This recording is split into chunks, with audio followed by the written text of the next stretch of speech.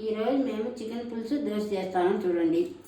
Chicken పులుసులో కావాల్సిన పదార్థాలు: ఒక అర్ధ కేజీ చికెను, ఎర్రగడ్డలు, కొత్తిమీర, కొబ్బరి పొడి, ధనియాల పొడి, కారం పొడి, పసుపు, అల్లం వెల్లుల్లి మసాలా, నూనె, ఉప్పు.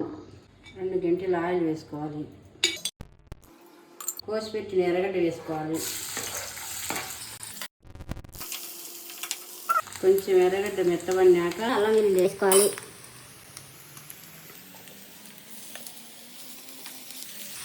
ఒక స్పూన్ అల్లం వెల్లుల్లి వేసుకోవాలి.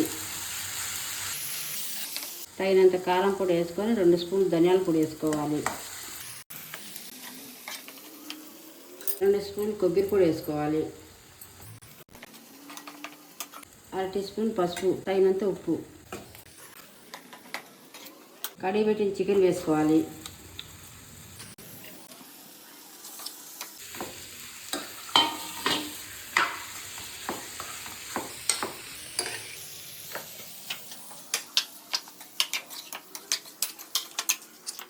తక్కువ మంట మీద 5 నిమిషాలు పెట్టుకోవాలి.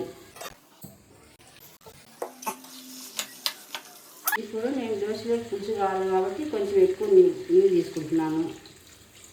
మీరు కాబట్టి కొంచెం తక్కువ నీళ్ళు తీసుకోవచ్చు. పెద్ద మంట పెట్టుకొని 10 నిమిషాలు ఉడికించుకోవాలి.